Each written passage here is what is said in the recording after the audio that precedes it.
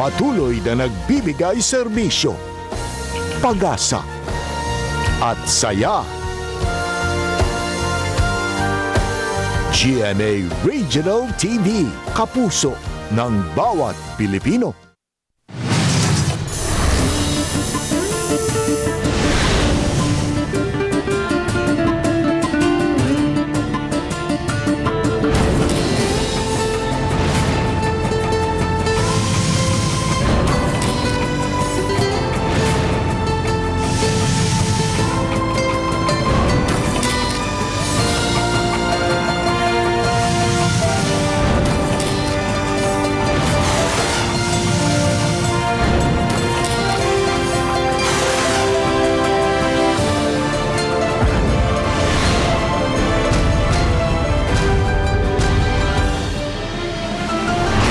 GMA Regional TV, Balitang Bisdak.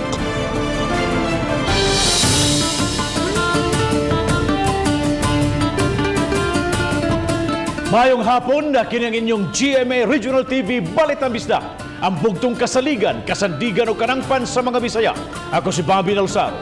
Nga maghatod sa labing dako ug mga nagunang balita nga mahinungdanon sa Central ug Eastern Visayas. Ako si Alan Domingo. Ako si Cecil Kibad Castro, live si GMA Complex sa Dakbayan sa Cebu.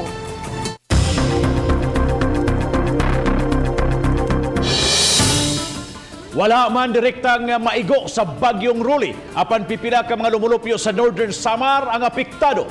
Dulaan sa 11,000 ka mga individual ang ipabakwit ug 5 ka mga balay ang naguba. Samtang padayong gipahimangluan ng publiko nga kanunay magbinantayon kay aduna pay umaabot nga bagyo. Ani ang report ni Femery Dumabo. Wala ray minatala nga nakala sa Eastern Visayas. Gawas sa kapin 3,000 ka mga pamilya nga gilangkuban sa 10,827 ka mga individual nga gipa-evacuate nitong Sabado pa lang gikan sa 18 sa 24 ka mga lungsod sa Northern Samar. 154 sa mga gipa-evacuate ang gikan sa Katarman, Northern Samar. Ug 5 gyud sa mga balay sa barangay Baybay sa lungsod sa Katarman ang naguba tungod sa dagkong balod dala sa bagyong Roli. Bahay lang at total mga siguro mga 5 bahay ka. Opo. More or less 5 bahay ka. Samtang gitugan sa Office of the Civil Defense sa Eastern Visayas nga gawas sa kabalayan sa Katarman, aduna say apektadong agrikultura sa ubang bahin sa rehiyon. Partial damage assessment po on agriculture.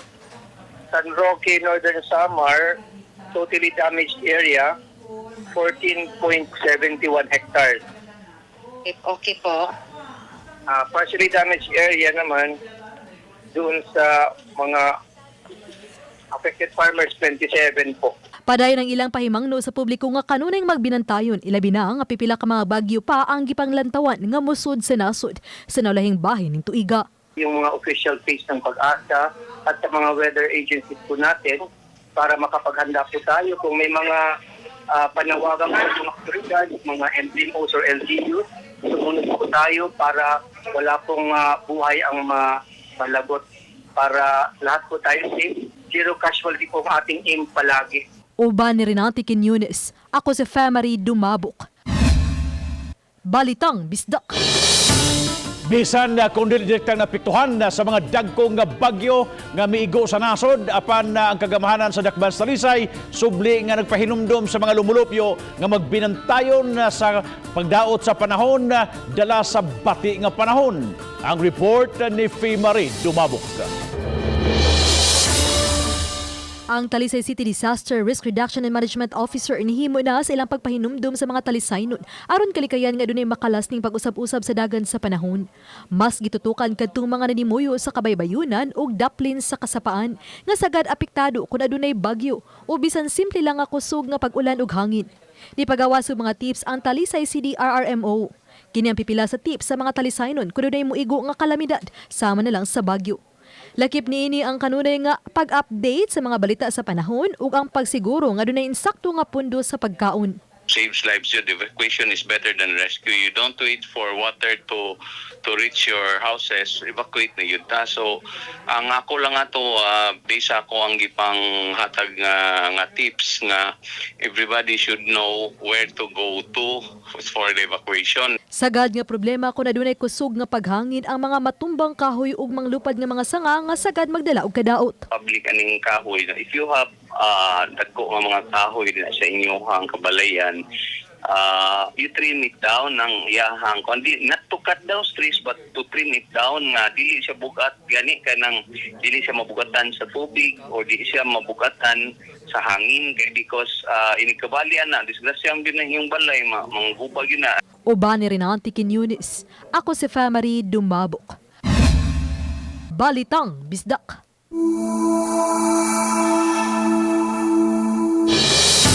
Pabilin nga nagbingaw ang mga sementeryo nining adlaw sa mga minatay gumikan sa gimando nga pagpasira nini. Apan bisan pa man nini may ubang pamilya gihapon ang midumdum sa ilang panaad aron makabisita ug makaampo.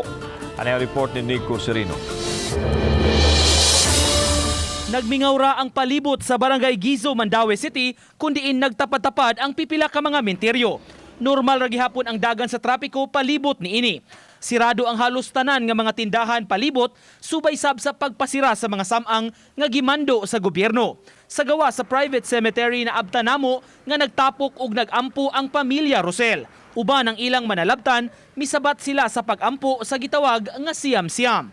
Ikalima nga Lunes nila kini karon sa nobinaryo ug di sila buot nga mupalta, maong diha na lang sila sa gawas nagampo. Dili man pwede nga maabsenan kay mobalik kanta sa uno. Oo. Munang dip maski narirami sa gawas masangpit ra man namo ang ihangalan, maski nasa ang kalag naara man na. Wa man sila kasud sa sementeryo aron maduaw ang madre di pamilya nga mitaliwan ni adulang buwan sa Agosto. Apan igo na kuno nga makaduaw ug makaampo sila sa gawas. Mura magdili kalag-kalag. Tungod ini ilang patakaron nga medyo gidili ang pagsulod sa sementeryo karon unta tindagkot niya kuan ba kana na ang ilang gidili pero wala tay mahimo kay balaod man di ba? Sunod ra kita. Bisan sirado ang mga samang, pabilin nga nakamonitor ang kapulisan sa palibot. Matag karon og unya may nagroving nga patrol car. May pipilasab ka mga pulis nga na-deploy mismo sa sulod sa sementeryo. Uban ni June Solon, Nico Sereno, Balitang Bisdak. Dakong krus ug dagkutanan gimontar sa Cebu Metropolitan Cathedral alang ni adtong managkot human gisirad-an ang mga minteryo samtang bingaw gayud ang mga samang human sirad-i sukad ni atong Oktubre 29. Ania ang report. Daw dili kalag-kalag ang kahimtang sa Carita Cemetery. So kwahi sa naandan, mingaw kaayo ang palibot ug ang sasulod. Kay gisirad-an man og didto sa simbahan miadto ang mga tao. Naabtanamo kining pipila ka mga tao nga midagkot sa tubangang bahin sa katedral diin nakamontar ang mga dagkutanan. Ana usab gipabarog ang dakong krus nga susama sa mga samang diin himuon ang pag-ampo. Nakabutang ang giya sa pag-ampo alang sa mga kalag. Gipaniguro sa tagduma sa simbahan ug sa barangay nga magpabilin ang social distancing. Busa nagbutang sila og mga tent ug aduna usay marker ug pisi nga mao'y mag-control sa mga tao. Doon na sa mga personnel sa barangay nga nagbantay. Gisugdan kini atong pagsira sa sementeryo ug magpadayon hangtod sa Nobyembre 4. Tungod sa COVID-19, gisirad-an man ang atong mga samang dinhi sa atong katedral at ubangan sa atong groto. Atong makita nga naatay kana ang temporaryo lamang nga dakong krus nga gihimo dinhi aron nga ang mga tawo makapadayon gihapon sa ato ang mga tradisyon. Kining nanagkot sa unang higayon wa makaduaw sa iyang mahal sa kinabuhi sa samang apan pinaagi sa gihimo sa katedral nahalaran gihapon niya og pag-ampo ang ilang mga mahal sa kinabuhi. Okay raman kay at least ba kay daghan tao dili jud makuan ang corona. But mas nindot jud dapat dito sa kuan at least na bisita na mo sila dito. Ang pagdagkot nato og kandila isip mga Pilipino mas atuan nang nahimo gyud nga practice kay kini ang kandila nagsimbolo man og kahayag Kauban si Marlon Milgaso, ako si Alan Domingo. Balitang Bisdak.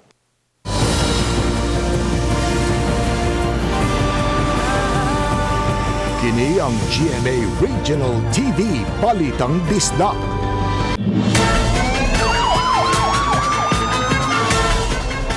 5 ka mga sospek sa pagpanulis sa taxi driver sa Dakbayan sa Lapu-Lapu niadtong Biyernes sa gabi nasikop o sa kanila po silang patay sa miresponding mga polis. Si Luan Mirondina sa report. Nag-ilog karon ang gibating kahadlok ug kalipay sa 27 anyos nga taxi driver nga si Melchor Antipuesto. Gipakita niya ang garas sa iyang naong human siya milugnot sa mga batanong mituok sa iyang liog ug mitiyon og armas kaniya dungan sa pagdeklarar og tulis. Nagpakaron ingdong mga pasahero ang 5 ka mga lalaking misakay kaniya sa may barangay Pusok ug nagpahatod sa luyong bahin sa City Hall. Niingon sila nga, iglihok ya kay tulis ni. Ang usab mo'y nagtuak na ko niya ang usa na gation dress ko luyo niya wala naman ko panumbalinga akong kwarta og kuan nga kay ilan man kong gibunlot ang pagpankamot lang nako makagawas sa taxi nya karon kay nagunitan man ako ang para open sa taxi mo to nakagawas ko. Nag-ihay usab pagpanagan ang 5 ka mga sospek dala ang 2,800 nga kinitaan sa taxi driver. Ang biktima sa iyang bahin nakapangayo og tabang sa mga tao nga naagi sa dapit ug timing usab nga may nagroving nga mga pulis. Nay ni doon ako nga kuyog lang tadong kay maapsan pa man to nato. Mao to nga pag tuyok na ko sa taxi pagdaan ako dito na duha na nadakpa na dito sa City Hall kay gipangutanas pulis nga asa demo. Nangot ginahanap ko tulisan nga gipaligrahan dito sa unahan mao to giingnas motor nga i-hold na sir kay nanulis na dito sa taxi. Unang nasikop sila si Leonito Pihana, 19 anyos ug Brian Taniedo, 23 anyos. Galgal na pud mi ato niya. Na kainom pud mi pod. Ang kuan niya manoroy ra niya ang plano din niya mo para sa taxi tapos iyang gi pahunong sa mingaw nga dapit. Motong paghunong sa taxi ni ana siya nga hold up ni bay. Moto pag ingon hold up gituog niya ang driver motong murag maluoy ko sa driver ni una ko gabre dagan ko. Sa follow-up operation, nasikop ang ikatulong sospek nga usa ka 16 anyos nga garbage collector. Apan patay ang laing 16 anyos niyang kauban kinsa gikatahong misukol sa mga pulis. Ang kaning usaan ni nibunot sa og armas nya gitiunan ato ang pulis gikablit niya maayo gani kay wala ni buto. So simultaneously pagtutok ni bunot pud ato ang kuan ato ang pulis. Moto na igo niya ang kaning suspect. Samtang kagabi, nasikop ang ikalimang suspitsado nga si Edwin Banhaw kinsa mo'y gitumbok nga leader. Si Banhaw nasikop dito sa usa ka water refilling station sa Upaw, Mandaue City. Kinihuman mismong ang nagduma sa water refilling station may pahibaw sa pulis nga may nang-apply og trabaho nga susama og panagway sa suspitsadong gipost sa FB page ni Lapu-Lapu City Mayor Jonad Ahong Chan apan migamit og laing pangan. Naapoy ID niya nga gigamit nga different names sa kuan niya kay nagtrabaho man ni sa kuan nagtrabaho ni sa diri sa MRP na to sa basurahan. Ang buto ko kuan na to ma'am kay nihikap ram ko sa abaga. Dayon pag lugnot na mo ton lagawas naman ko. Ugmang adlaw gikatakdang isangat na ang kaso batok sa mga suspitsado. Uban ni Godfrey Rilien og Renante Quiñones, Luan Mirondina, Balitang Bisdak. Cebu Archbishop Jose Palma mihalad og santos nga misa sa Cebu Metropolitan Cathedral nining adlaw sa mga kalag samtang giresponsuhan usab niya ang lubnganan sa mga pari apil na kang Archbishop Emeritus Ricardo Cardinal Vidal nga naluyo sa cathedral. Ano ang report? Karoon sa Diyos kay sila anak sa Diyos magkapundok ihapon diha sa kalipay diha sa kalinaw, diha sa pahulay, nga way katapusan. Sa unang higayon, dili maduaw sa mga tao ang mga mahal sa kinabuhi nga mitaliwan na sa laing kalibutan tungod sa nasinating pandemya mugna sa COVID-19. Apan bisan pa nini, dili mahimong mapugnan ang paghandom kanila pinaagi sa paghalad sa mga pag-ampo. Dili na kinahanglang moadto pa sa sementeryo kay mahimo ra kinahimoon sa simbahan o bisan sa Pinoyanan. Bisan pa dunay COVID, no? Dili gid ingon nga paralyzed gyud kita completely, no? Kay pwede man ta magpadayon sa atong tradisyon although in a restricted way. Samtang gipaniguro sa katedral nga makontrol ang gidaghanon sa mga tawo nga nanimba. Ang mga lingkuranan adunay distansya hangtod na sa pagpangalawat isip pagtamod sa protokol. Samtang human sa misa giresponsuhan sa Arsobispo ang lubnganan ni Cebu Archbishop Emeritus Ricardo Cardinal Vidal, luyo sa Cathedral diin gipahiluna usab ang mga pari nga mitaliwan na sa laing kalibutan. Importante ang atong kinabuhi sa pagtuo, ang atong pagampo, paghalad atong mga prayers alang sa mga minatay, pagpakita sa atong pagpasalamat nila no tungod sa atong relasyon labi na sa atong mga kaparintihan ginikanan nga nauna na. Kauban si Marlon Melgaso, ako si Alan Domingo. Balitang Bisdak. Bisan konserado ang mga samaang kapulisan sa dakbayan sa Talisay nakadakop og 80 ka mga tawo sa gihimo nga synchronized enhanced managing police operations sa Talisay City Police ni atong weekend. Samtang mga misa padayong gihimo usod sa mga sementeryo. Ang report ni Femery Dumabo. Sa 80, 7 kanila nasikop tungod sa pagpamaligya o ginadiling drogas. 19 ang nasikop sa illegal gambling. Ug 56 ang nasikop gumikan sa kalapasan sa trapiko ug health protocols. Mato ni Police Major Gerard A. Espilare, gituyo nila ang subsub ng operasyon aron mas masiguro ang kahapsay ug kalinaw sa pagtimaan sa kalagalag bisan og sirado ang mga sementeryo.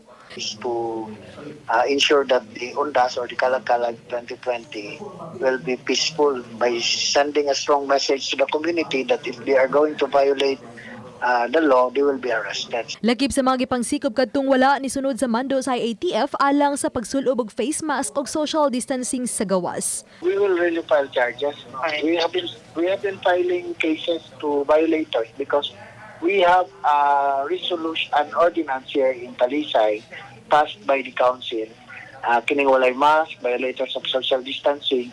Kay sirado, hawan ang gawas sa sementeryo gikan sa mga mamaligyaay og kandila ug bulak. Apan, nagpaday ng Santos nga misa alang sa mga kalag nga naka-livestream ug madungog sa mga panimay nga duol sa sementeryo ug gihimo. Kalima kay gayon ning adlaw. Usa sa mga nisilibrar sa misa si Father Bernardo Uyaw sa St. Joseph Parish, Tabunok, Talisay City. Matuod ta maka-anhi dinhi sa sementeryo apan because of our faith we believe that we have done our obligation in praying for. Human sa misa, gibindisyonan usab dayon ang mga labnganan, pipila kanila ang nihimo mga lay minister. Samtang bisan kun kutobra sa Nobyembre 4 ang pagsirado sa mga sementeryo, mato di Pilari nga posibleng ipakatab gihapon ng mga pulis sa 5 ka mga samang sa Talisay City hangtod karong weekend. Gipanlagtawan sa kapulisan nga posibleng mudag sa ang katong wala pa kaduog kapanagot ni ining sementeryo sa wa pa kini sirad hinungdan nga ilag yung strikto ipatuman nga 30% gihapon sa mga manuaway ang aning adin hisod sa sementeryo atol niya sa pagbukas ug balik ning mga samang. Uban rin ang Tikin Eunice, ako si Femery Dumabok. Balitang Bisdak.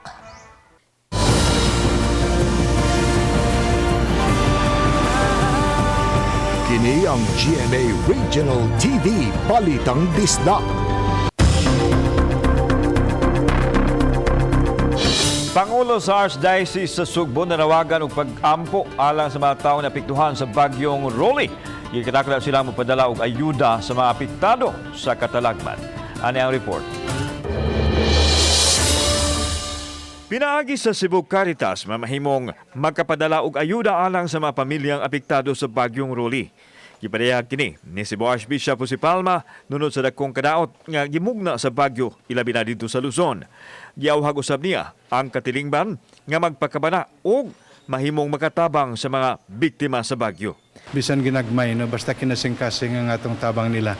Kini magpakita nga matod pa no in poverty or in plenty no sa kalipay o kasubo we are united.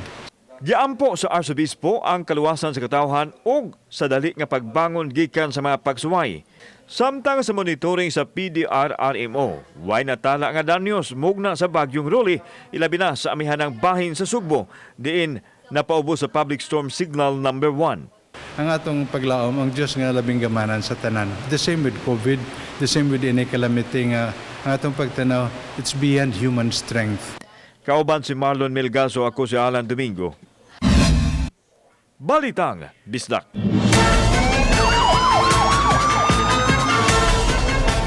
Usa ka semana humanapalgan ang body part sa baybayon sa Luok, Mandawi City niadtong Sabado lang putol nga ulo na sab ang dakitan. Adunay live report si Nico Sirino. Nico?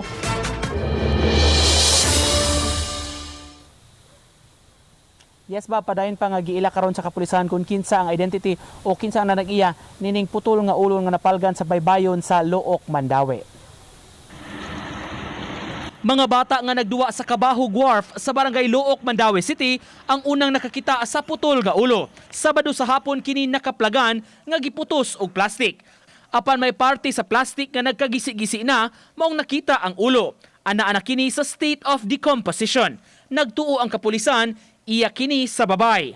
Na-decompose na siya. Hindi na makuanan ang kuan. Pero may ilan siya nga babae kay taas og buhok niya. Blandi-blandi ang buhok ba.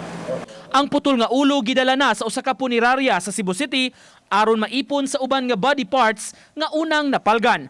Kahinumduman ni atong Oktubre 23 may nakitaan sa barangay Luok nga putol nga kamot ug pagka Oktubre 24 putol nga tiil nga naanod sab sa baybayon.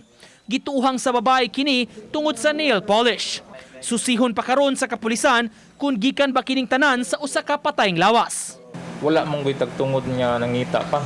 So pagkakaroon nangwansad mi nga kung naay mangita pwede ra ari sa istasyonan para magayran namo sila.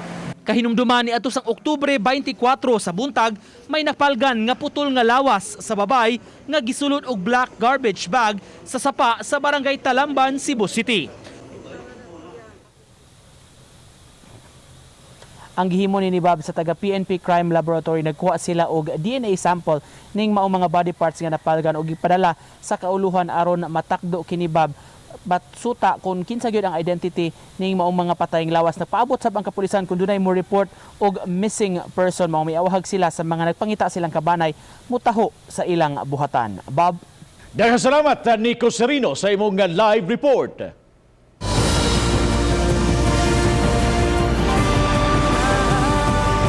Kini ang GMA Regional TV Balitang Bisdak.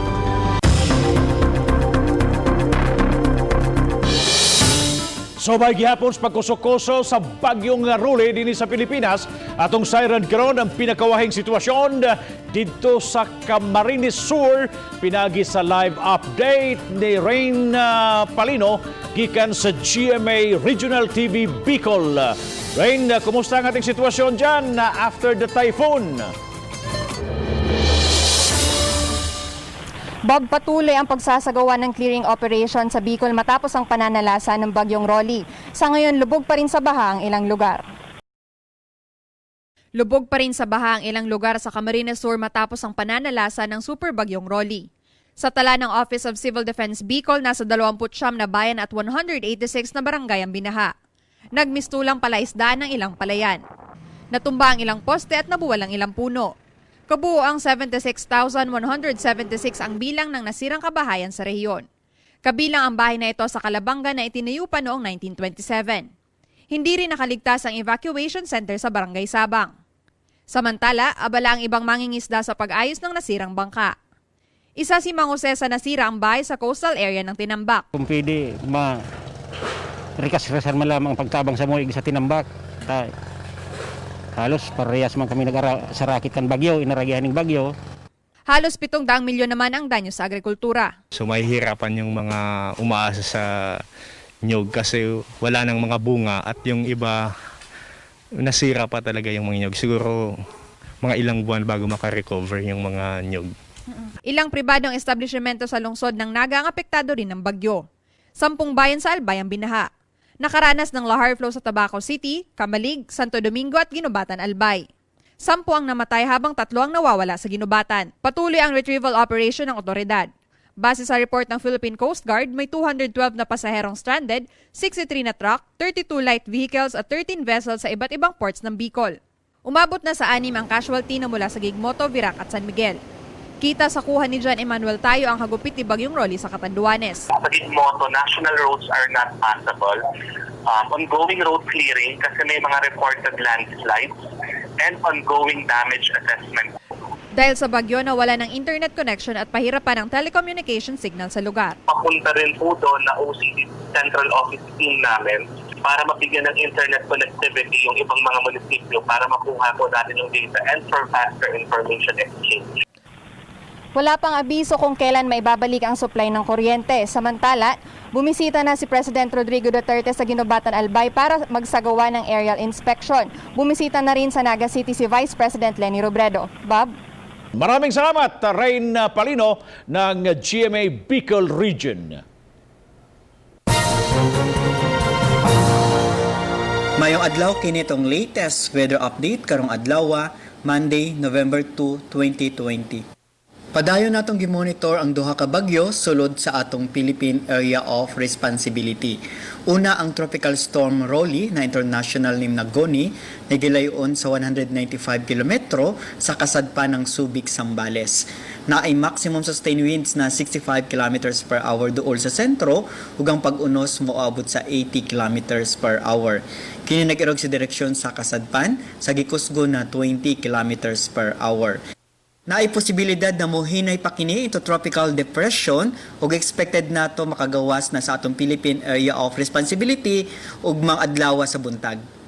Samtang ang Tropical Storm Shoni na gilayon sa 620 kilometro silangan ng Apari, Cagayan. Naay maximum sustained winds na 65 kilometers per hour ug ang gustiness moabot sa 80 kilometers per hour. Kini nag-irog sa direksyon sa kasadpan, amihan ang kasadpan sa Kikusgon na 40 kilometers per hour. Padayon ta mag-monitor sa latest development ng bagyong Rolly o bagyong Shoni. Base sa atong latest track ng Tropical Storm Shoni, na possibility na mo-traverse kini sa may extreme northern Luzon between November 5 and November 6. By November 7, nakagawas na sa atong Philippine Area of Responsibility ang bagyong Shoni.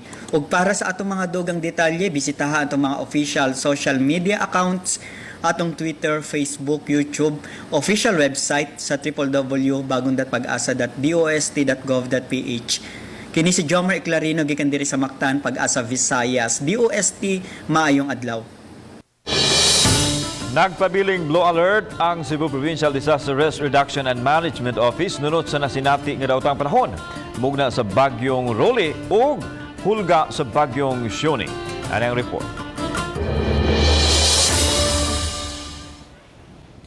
Hugot nga gipahimangnuan sa PDRRMO ang katawhan sa pagmatngununot sa nasinati nga daotan nga panahon. Nagpabiling alerto ang mga responders sa PDRRMO uban usab ang mga local disaster management sa kalungsuran.